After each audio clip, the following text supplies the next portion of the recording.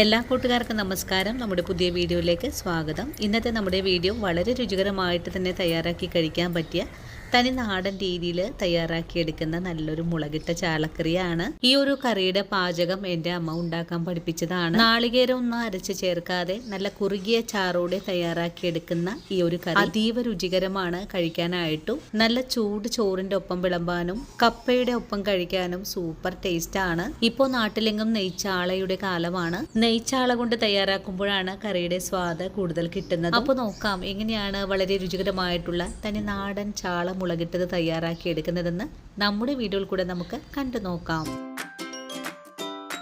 ഇനി നമുക്ക് മുളകരച്ച ചാളക്കറി തയ്യാറാക്കാൻ തുടങ്ങാം. ഇതിനായിട്ട് 1 കിലോ ചാളയാണ് കഴുകി വൃത്തിയാക്കി എടുത്ത് വെച്ചിട്ടുള്ളത്. ചാള വൃത്തിയാക്കി എടുക്കുമ്പോൾ അതിനുള്ളിലെ ആ ഒരു കറുത്ത പാട പോലത്തെ ഭാഗം കൂടെ എടുത്ത് കളയാൻ പ്രത്യേകം ശ്രദ്ധിക്കണേ. ഇനി നമുക്ക് ഈ കറിക്ക് ഒരു അരപ്പ് തയ്യാറാക്കണം. ഇതിനായിട്ട് 20 മുളക് ഞാനൊന്ന് തിളപ്പിച്ച് വെച്ചിട്ടുള്ളതാണ്. നിങ്ങളുടെ കൈവശം ഇതുപോലെ മുഴുവൻ മുളകില്ലെങ്കിൽ മുളക് പൊടി എടുത്താലും കുഴപ്പമൊന്നുമില്ല. അപ്പോൾ 1 കിലോ ചാളയ്ക്ക് 2.5 സ്പൂൺ എന്ന അളവിലായിരിക്കണം. ഇനി ഇതിലേക്ക് ആവശ്യമായിട്ടുള്ളത് ഇതുപോലൊരു കഷ്ണം ഇഞ്ചി, 20 കൊച്ചുള്ളി, 2 തക്കാളിയാണ് നമ്മൾ എടുത്തു വെച്ചിട്ടുള്ളത്. ഇനി തിളപ്പിച്ച് ചൂടാറ്റി വെച്ചിട്ടുള്ള മുളക് ഒരു മിക്സിയുടെ ജാറിലേക്ക് മാറ്റിയിട്ട് നല്ലപോലെ ഒന്ന് അരച്ചെടുക്കണം. അരച്ചെടുക്കാനായിട്ട് നമ്മൾ തിളപ്പിച്ച അതേ വെള്ളം തന്നെയാണ് ഒഴിച്ചു കൊടുക്കുന്നതും. കൂടെ തന്നെ 1/4 ടീസ്പൂൺ അളവിൽ കുറച്ചായിട്ട് മഞ്ഞൾപ്പൊടി ചേർക്കാം. ഇനി നല്ല വെണ്ണ പോലെ തന്നെ അരച്ചെടുക്കാം. അരച്ചെടുക്കുന്ന സമയം കൊണ്ട് കൊച്ചുള്ളിയും ഇഞ്ചിയും ഞാനിവിടെ കട്ട് ചെയ്തെടുത്തിട്ടുണ്ട്. ഇനി ഇഞ്ചിയും ഉള്ളിയും ഒരു മൺചട്ടിയിലേക്കാണ് മാറ്റുന്നത്.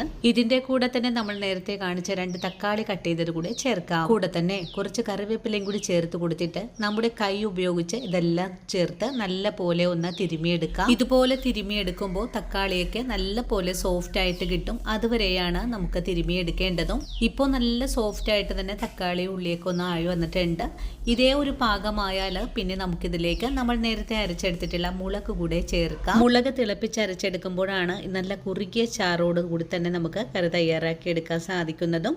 ഇനി ഇതിലേക്ക് ആവശ്യത്തിനുള്ള ഉപ്പും കൂടി ചേർത്തിട്ട് നമ്മുടെ കൈ കൊണ്ട് തന്നെ നല്ല പോലെ തിരുമി ഒന്നുകൂടെ കുഴച്ചെടുക്കാം. നിങ്ങൾക്ക് കൈകൊണ്ട് ഇതുപോലെ കുഴച്ചെടുക്കാൻ ബുദ്ധിമുട്ടുണ്ടെങ്കിൽ ഒരു തവി വെച്ച് ഇളക്കി കൊടുത്താലും കുഴപ്പമൊന്നുമില്ല. പക്ഷേ നമ്മുടെ അമ്മമാര് കാണിച്ചു തന്ന പാചകമാകുമ്പോൾ ഇതേ രീതിയിൽ തന്നെയാണ് ചെയ്തുകൊണ്ടിരുന്നതും. ഇനി ഇതിലേക്ക് ആവശ്യമായിട്ടുള്ളത് പുളിവെള്ളമാണ്. ഞാനിന്ന് വാളൻ പുളിയാണ് എടുത്തിട്ടുള്ളത്. കറിക്കാവശ്യമായ പുളി നേരത്തെ തന്നെ വെള്ളത്തിലിട്ട് കുതിർത്തി എടുത്തിട്ടുള്ളതാണ്. ഈ ഒരു പുളിവെള്ളം ഞാൻ 1 കപ്പ് അളവിലാണ് ഒഴിച്ചു കൊടുക്കുന്നത്. ഇനിയിപ്പോ പുളിവെള്ളവും കൂടി ചേർത്ത് കഴിഞ്ഞാൽ വീണ്ടും നല്ലതുപോലെ ഇളക്കി ഒന്ന് യോജിപ്പിച്ചു കൊടുക്കാം. ഇപ്പോൾ നിങ്ങൾക്ക് ഈ വീഡിയോയിൽ കൂടെ കാണാലോ, നല്ല കുറുകിയ പാകത്തിലാണ് നമുക്ക് ഈ ചാറ് ഇവിടെ ആക്കിയെടുക്കാൻ സാധിച്ചിട്ടുള്ളത്. കുറച്ചുകൂടെ ചാറ് ആവശ്യമാണെങ്കിൽ കുറച്ചുകൂടെ വെള്ളം ചേർത്ത് കൊടുക്കാവുന്നതാണ്.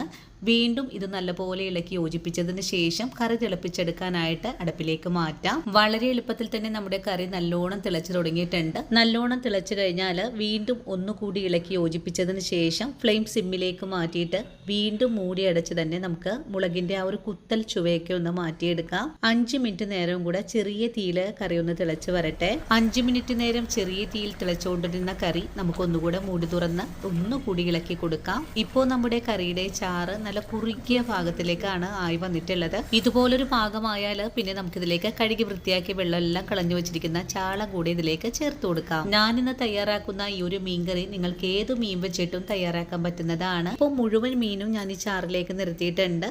അതിനുശേഷം അടി ചേർത്ത് ഒന്നുകൂടെ ചെറുതായിട്ട് ഇളക്കി കൊടുക്കാം. അതിനുശേഷം വീണ്ടും മൂടിയടച്ച് തന്നെ നമുക്ക് കറി ഒന്ന് തിളപ്പിച്ചെടുക്കാം. ഈ ഒരു സമയത്ത് ഫുൾ ഫ്ലെയിമിലാണ് കറി തിളച്ചുകൊണ്ടിരിക്കുന്നത്. നല്ലോണം തിളച്ചു കഴിഞ്ഞാൽ വീണ്ടും ഫ്ലെയിം കുറച്ച് വെച്ചതിന് ശേഷം ഒന്നുകൂടി അടി ചേർത്ത് ഇളക്കി കൊടുക്കാം. അതിനുശേഷം ഒന്നുകൂടെ മൂടി വെച്ച് തന്നെ വേവിച്ചെടുക്കാം. അങ്ങനെ ഒരു 3 മിനിറ്റും കൂടെ കഴിഞ്ഞപ്പോൾ വീണ്ടും കറി ഒന്ന് തുറന്ന് നോക്കുവാണ്. ഇപ്പോൾ നമ്മുടെ കറി നല്ല പോലെ കുറുകിയ പാകത്തിലേക്ക് ആയി വന്നിട്ടുണ്ട്.